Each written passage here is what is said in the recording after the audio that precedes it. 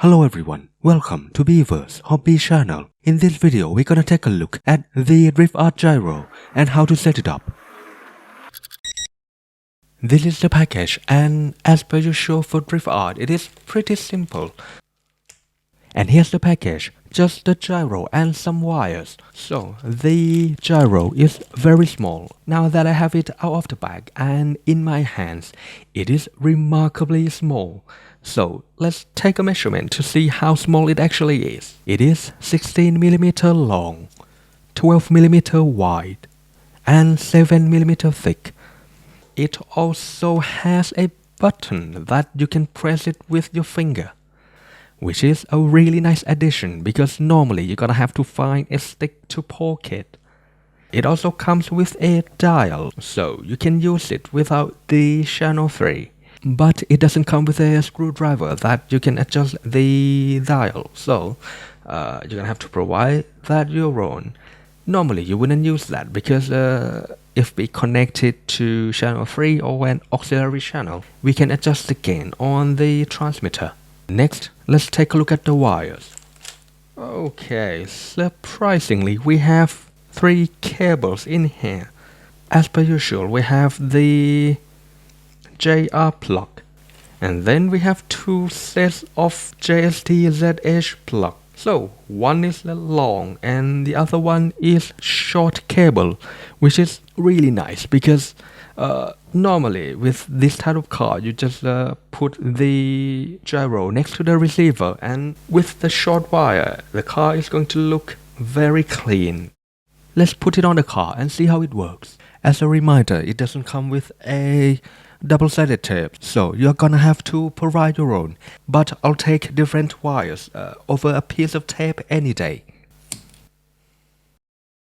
Tape it onto the car, just like that. It is that easy. And now I'm gonna use the short wires. The 4-pin plug goes to the gyro, and then the plug with 3 wires goes to channel 1. The plug with 1 wire goes to channel 3 or any other channel that you set it to VR. The channel doesn't really matter, you just need to set the output to VR or variable rate. Then plug the servo into the gyro. Just like that. So once again, the 4-pin goes here into the gyro, and then the plug with 3 wires goes into the channel 1, and the plug with 1 wire goes to channel 3 or a VR channel. And here's what a VR channel looks like. Take a look at the channel 3. If I turn the dial,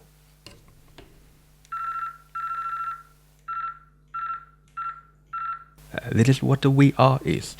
And that's pretty much it. So now let's fire it up and see how it works.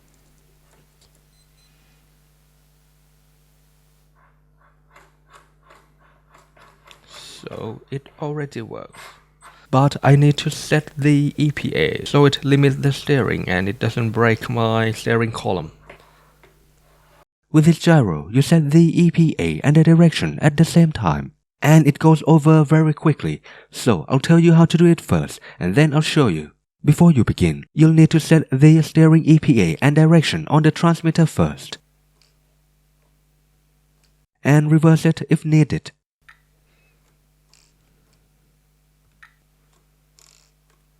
Well, normally you can see the light coming through here, but it is really difficult to see on the camera, so I'm gonna take the case off so I can show you better. Now that it is off the case, you can see the light much better, so let's get on with it. Here's how to set the EPA.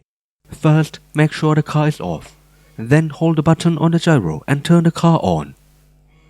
Keep holding it and you'll see the light blinking slowly, then goes off. Next, it will blink rapidly. As soon as it stops blinking rapidly, let go of the button. To check if it is in the EPA setting mode, you can move the car around, and if the steering doesn't move, then you have entered the EPA setup successfully. Otherwise, turn the car off and try again. Now turn fully left and hold the steering until the wheels go back to the center.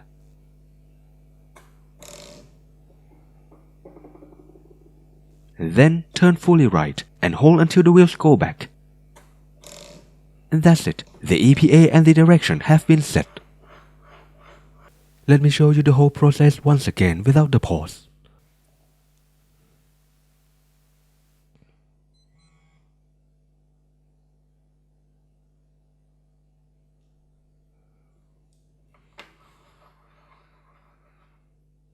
Now I'm gonna show you what will happen if I turn right first.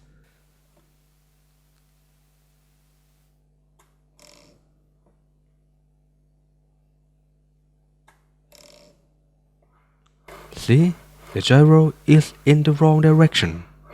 As a reminder, this gyro registers the left turn first in order to set the direction. If you turn right first, it will reverse the gyro and it won't work with your car. And that's why earlier I said that you need to set the EPA and the direction on the transmitter first before you set the gyro. And if you hold the button for too long, it is going to switch the input mode and it might not work with your receiver. Let me show you how it goes. So I'm gonna keep holding it.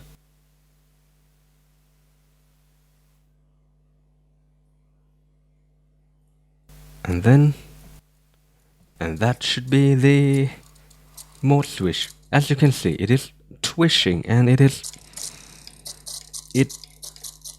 doesn't work.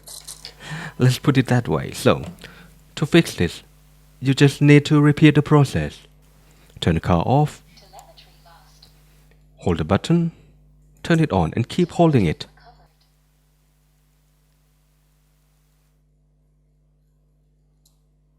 So you're gonna hear it twitch a little bit and then the mode is swap back. Now it is working normally. Unfortunately, I haven't found a way to reset it to the default setting yet. But every time you change the car, you're gonna have to set the EPA and direction again anyway. So I don't think that is going to be a problem anyway. Once that's done, you can set the gain and the mode from your VR channel. The midpoint is off.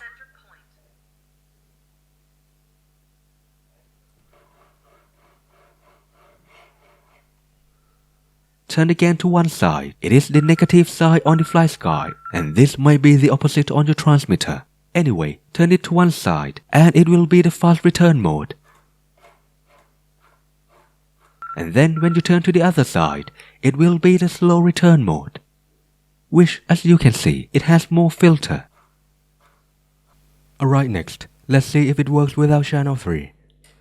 Take this plug off, the plug with one wire. So this is the gain channel, or the VR channel that we set on the transmitter. So pull that off. Supposedly it is going to work by setting this dial.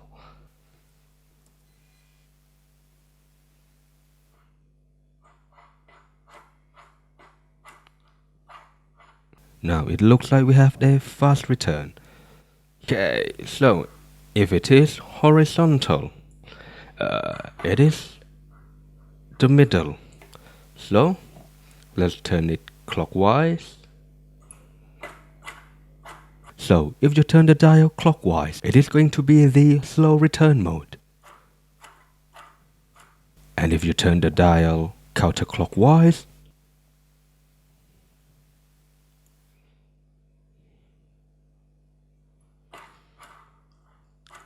it is going to be the fast return mode. Keep it horizontal and it is off. As you can see here, I can adjust it and it makes no difference because I didn't connect this wire. But you can still set the gain from the dial on the gyro unit. I personally like to drive on the fast return mode, but with this mode, it can have a little bit of wheel shake.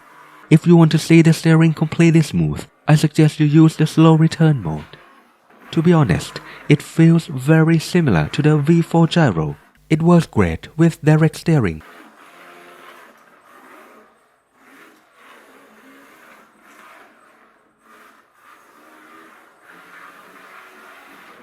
as well as steering with mechanism.